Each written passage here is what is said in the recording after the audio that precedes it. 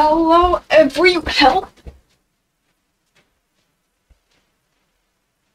Oh, hello, I didn't see you there. I'm sorry you had to see that. Don't worry about it. Anyways, what's my name, you asked? Darling, that's not important. Don't worry about it. What is important is these posts we're about to get into, so let's get right into it. Alright, with that unhinged intro over, let's actually get into these posts. We are covering Am I the A-hole today, and, this is gonna be, fun, I think, so let's get right into it. Am I the a-hole for asking my pregnant colleague if she is having a boy or a girl? Today at our weekly team meeting, one of my colleagues announced that she is pregnant and will be going on maternity leave in April. Everyone reacted with congratulations and excitement for her, and I did too. We all told her we're very happy for her and her family, and we wish her all the best. A few minutes later, I was in the elevator with her and 3 of our other team members, so 5 of us out of a total team of 11 people. On our way back to our desks, just for the sake of conversation, I asked her if she's having a boy or a girl. Her face kind of fell, and she grimly shortly said boy. I thought it was strange that she reacted like this, but I let it go. Then, after I went back at my desk, she came up to me and said that my question was inappropriate, that she was planning on announcing the gender herself, but I forced her to say it like that in the elevator. So now half of our team knows it and killed the magic. I was honestly really confused and apologized profusely. She lectured me on how I shouldn't be asking personal questions and walked away.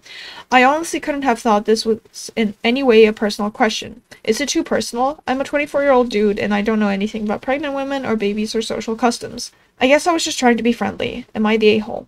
No, I don't think so. But, I kind of get her point, but then again, she could have said, oh, I don't want to announce it just yet. You were not forced to exactly say anything, but you're making it seem like they did something that was inappropriate when they, in fact, didn't, and you could have just, said, that I don't want to announce it just yet, and I will announce it later. Not the a-hole. Gender announcement and reveals are only special to the person announcing it, and I feel they've gotten so out of hand. Quite frankly, she could have just said, I'll wait to announce that myself to everyone if you don't mind. But she decided to be petty about it, and her being pregnant and hormones is an excuse to deflect bad behavior onto you. Someone who was being kind and asking questions. Don't bother getting her a gift. That is a very good response to it, and I completely agree. Am I the a-hole for ruining my brother's childhood memory by admitting I photoshopped it 14 years ago? When my younger brother, 20 now, was 6, he went through a huge Harry Potter phase. He loved the wizarding world and believed he might meet Harry Potter, Daniel Radcliffe, or the other characters on a family trip to Scotland since Hogwarts was there. No one promised him this, but he convinced himself it could happen. Sadly, the trip was cancelled after our grandpa passed away, and my brother was devastated for both reasons. To cheer him up, I decided to craft a souvenir. I was 16 and had just discovered Photoshop, so I edited a picture of my brother with Daniel Radcliffe to make it look like they'd met. I printed it, framed it, and gave it to him without telling him it was fake. He loved it and fully believed he'd met Daniel. Soon he had an entire story about the meeting, what they talked about, how Daniel hugged him, etc. It was so sweet, and none of us, my family and I, had the heart to tell him the truth. Fast forward 14 years, and my brother still didn't know that the old, low-quality picture of him meeting Daniel Radcliffe is fake. I never told him because his memory of the fake meeting felt so real to him that it became one of his proudest stories. Over time, the memory became less important, and the framed picture had been packed away in some box, and my brother has long outgrown his Harry Potter obsession. Yesterday, however, we were at our parents' home, and we were bringing up old memories. You know how it goes. But instead, he got visibly upset. He didn't want to believe me at first, thinking I was messing with him. I told him the real story of how and why I did it. He told me that it feels like I robbed him of a real childhood memory that he really cherished, and he feels embarrassed thinking about all the times he just told people about meeting Daniel Radcliffe in person. Even recently, we ended our conversation on a semi-good note, though. I apologize for not telling him sooner, because I do feel bad that it meant so much to him even now.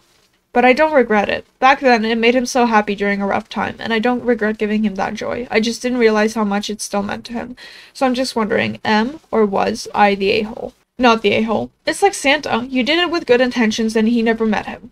He was 6, now he's 20. Maybe disappointing, but he's 20 years old. It would be worse to continue the fantasy for an adult. I'm sure no one ever thought at the time this would be the result 14 years later. Sounds like he just never got the memo it wasn't real. Much worse things can happen as an adult. That's a very good response, I feel like. So, I do agree that you are not the a-hole in the situation. And you did do it with good intentions, and it worked, but really, like, as you grow older, you should realize that it is not real, and you shouldn't blame yourself for this. Am I the a-hole for refusing to go to my mother-in-law's for dinner anymore? I want to preface this by saying that I am on the spectrum, and therefore struggle with nuanced social situations, which is why I'm reaching out to Reddit for some third-party insight. My mother-in-law has recently moved back to her hometown after finally escaping from her ex. My husband and I were unaware of the severity of the situation because mother-in-law made efforts to hide it, and I know that my husband is feeling very guilty about it. But mother-in-law is doing better and has her own little apartment in town and has been working and rebuilding her life. We've made efforts to support her as much as possible, but we are in a tight spot financially, so what we can do is limited. For the past couple of weeks, my mother-in-law has been inviting us over to her place for dinner multiple times a week. She has always loved to cook and says she is excited to get to cook for her family again. Plus, she gets to spend time with our toddler. The problem is that she has constantly told us to be there around 6 p.m., only for her to not have dinner ready until 9 p.m. or later, and she refuses any help in the kitchen. This is a major issue because we wind up staying out past our daughter's bedtime.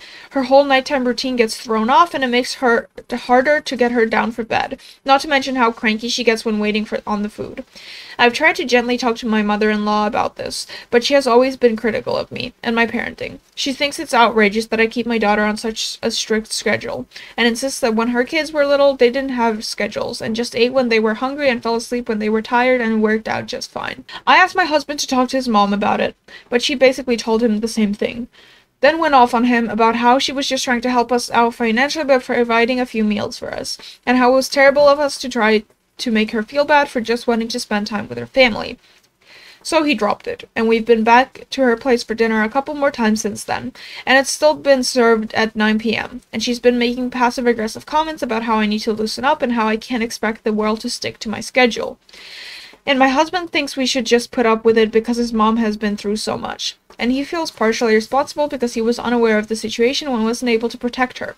But after a particularly critical phone call with her yesterday, I told my husband that I didn't want to go to her place for dinner anymore.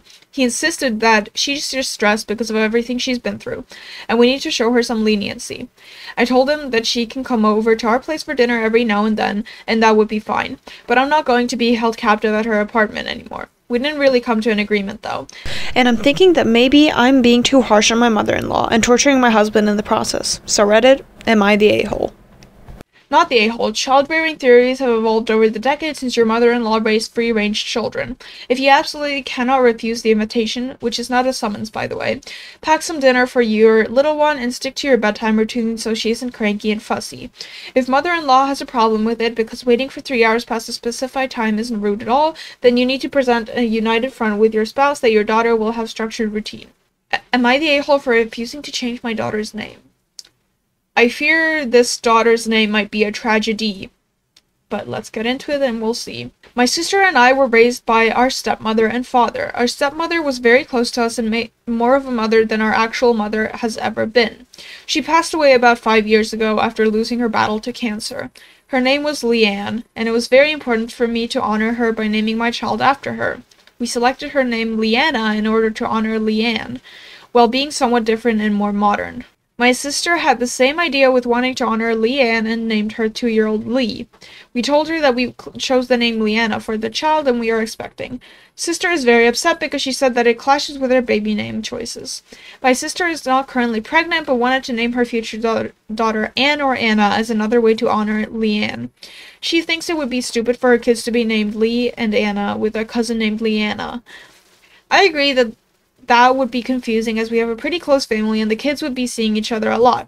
However, we had no clue that she wanted to do another honor name for a future kid. Going into this, we knew that Lee and Leanna are pretty similar names, but I thought they were different enough that it wouldn't be too weird or confusing. I do feel bad because she already has a baby name picked out for her future daughter, and we would somewhat be making it not able to be used. However, we were both close to Leanne, and I didn't think she would be the only one that gets to use an honor name. At the end of the day, she can still name any future kids whatever she wants, and I have the same right. After thinking long and hard about it, we told her that we were still going to use the name. We want to honor Leanne, and no other names considered feel right for this baby. Sister has been making passive-aggressive comments since then. For example, we were out shopping with her, and Lee picks out some kind of stuffed animal. Lee dropped it at the Walmart parking lot on the way back to our car. My sister quickly picks it up and hands it to him, saying, "Careful, buddy, she might want to steal that too." I'm pretty sure she was trying to imply that we stole a version of his name or something, but the whole interaction was pretty weird in my opinion. Edit. Her middle name is Karen for people asking in the comments. I don't want to use it for obvious reasons, and neither does my sister. Edit 2. This is also really the only name me and my SO both can agree on, as we have very different naming styles. I prefer more classic names like Rachel or Paula or Maxine. He likes more trendy names like Moon or Adrian. Edit 3. I don't plan on using any more honor names for Leanne in the future. We have Naomi and Stephen, honor name from the father's side, picked out for any future children.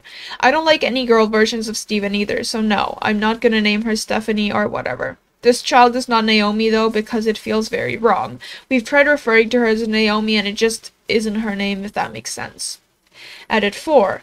If sister had a child named Stephen or Naomi, I would not care. I don't own a name and she is free to name her future child whatever she wants. Edit 5. Her name is going to be Karina, y'all. Karina Lake. Lake may sound like a weird middle name, but it's for Leanne Karen, and her last name started with E. Leanna is off the name list for good. I don't want to ruin my relationship with my sister and nephew over a name. Edit 6. I can't find the comment back, but someone was recommending names instead Bertha. I actually love it because it's very classic, but I feel like a child would get bullied with that name. I do not think you're the a-hole. Like you said, no one owns a name. Like, let's be honest. No one owns a name. And the honor name thing, it's so beautiful. But throwing Leanna off the name list for good, I think is a good option in a way. Because, like you said, you do want to ruin your relationship with your sister. Over a simple name, right? So, I think you made a good choice, and props to you, OP. Am I the a-hole for telling my son's former stepdad not to steal my moments? My baby mama married Jim when my son was 4. He had 2 older boys who were 9 and 11. They got divorced when my son was 9. My ex and I were 100% supportive of Jim staying in Tyler's life.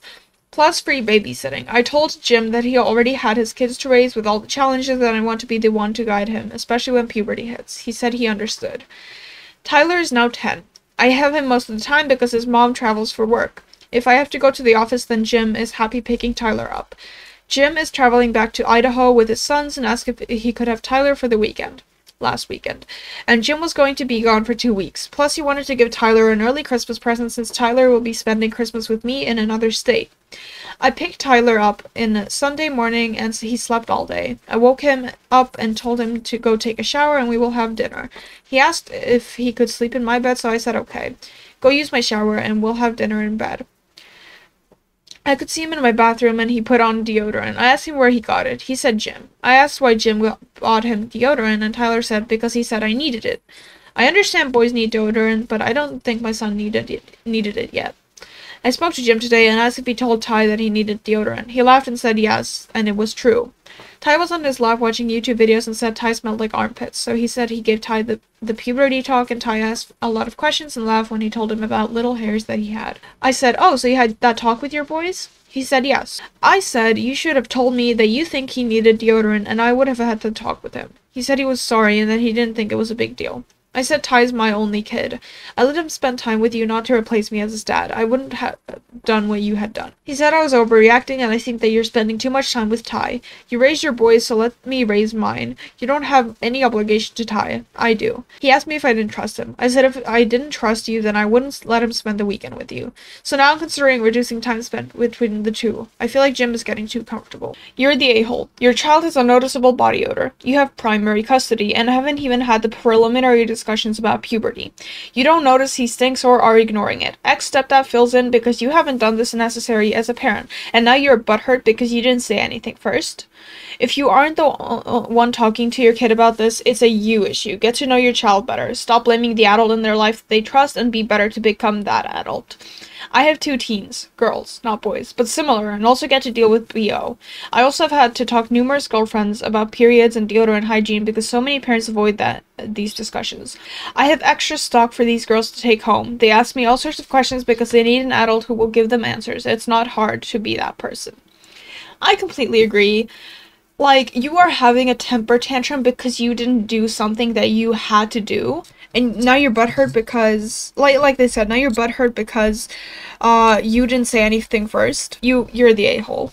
Am I the a-hole for refusing to change my work schedule to accommodate my kids' mom's 1-month vacation, working less hours to be able to take my son to daycare? My kid's mother wants to go on a 1-month vacation to Morocco, and is saying she's giving me ample time to make necessary adjustments to my schedule for that to happen.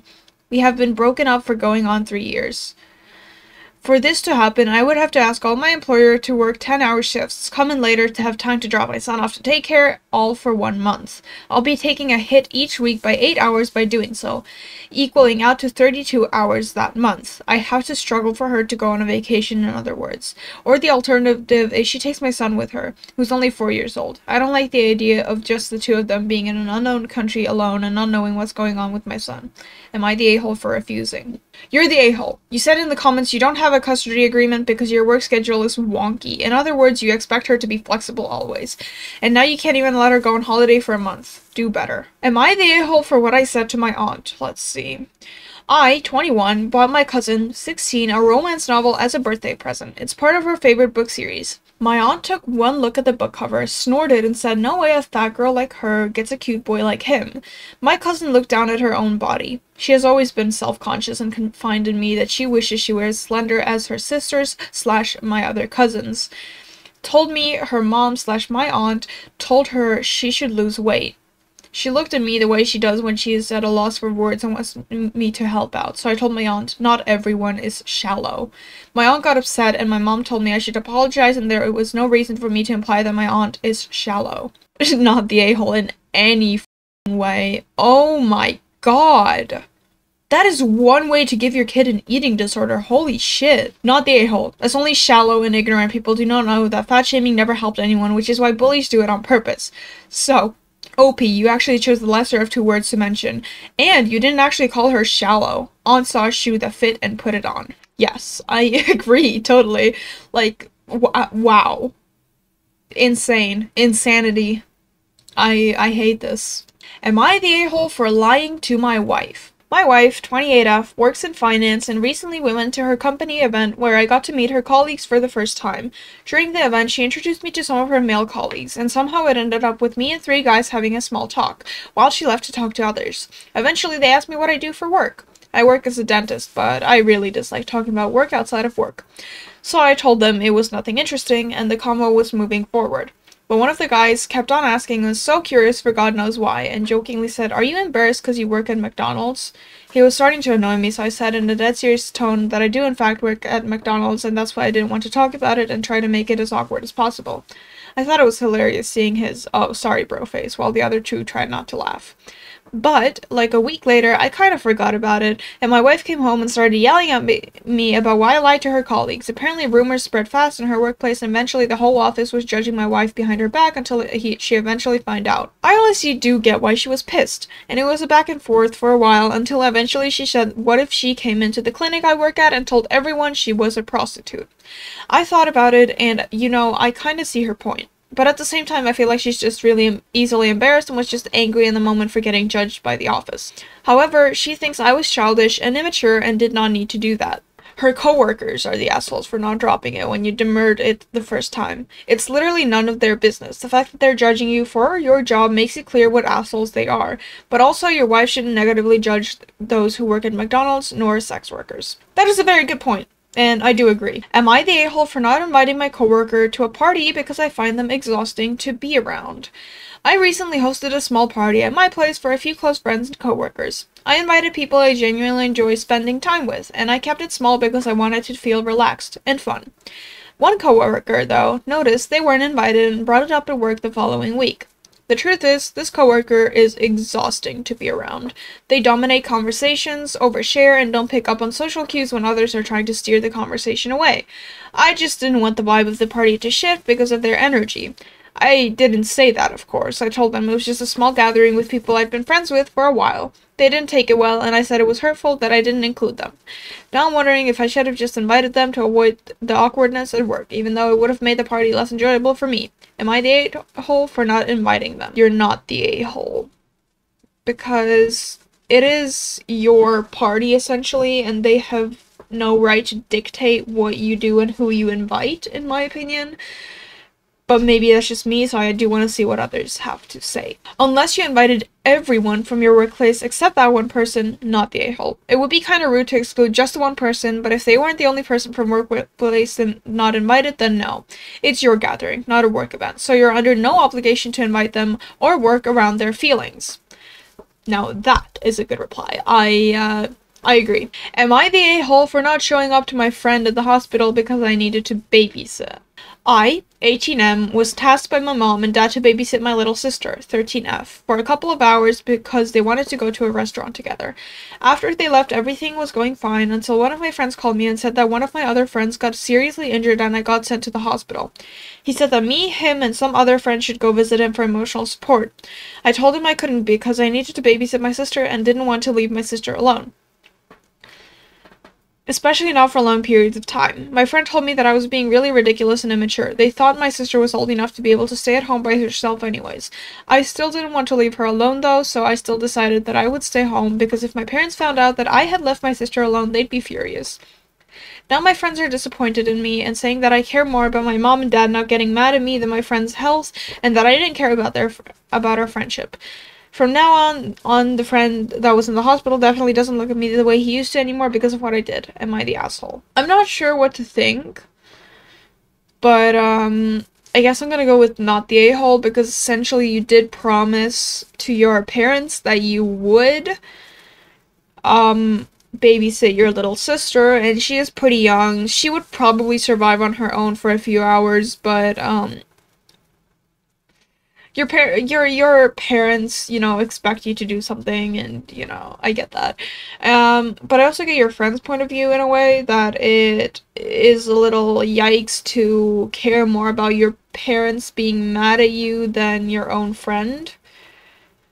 But I also see why, you know, you stayed with your little sister. Am I the a-hole for calling my husband self-centered for controlling the family room TV? My husband likes to sit in our family room and watch football, sports shows, etc. We have an open floor plan home where the kitchen and family room are merged and our large screen TV is in the central hub of the house on the first floor. My husband spent most of the weekend watching games while I was out and about with our house guest.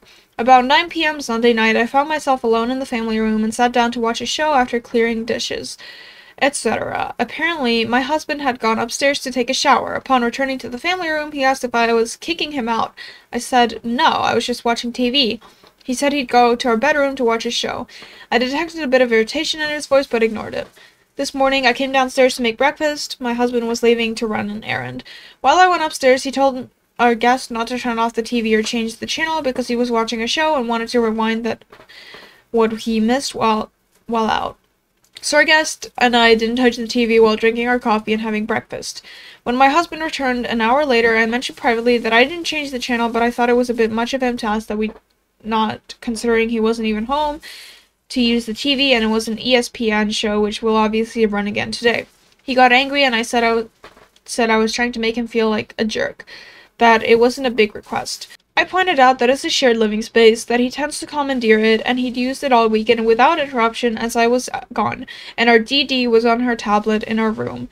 It felt a bit unfair. I told him that it seemed self-centered and a bit entitled. I truly attempted to give my perspective without being hostile, but he still got mad even though I had complied with his request and hadn't changed the channel. Am I the a-hole? I'm gonna say not the a-hole, because I do get your frustration. Like, he is using a shared living space and not allowing anyone else to really use it. I think that concludes our video, because, Jesus, I I gotta go process all this information that I just got. But this was definitely a fun video to film. If you guys want to see more content like this, like reaction type content, let me know. And I will see you guys next time. Bye!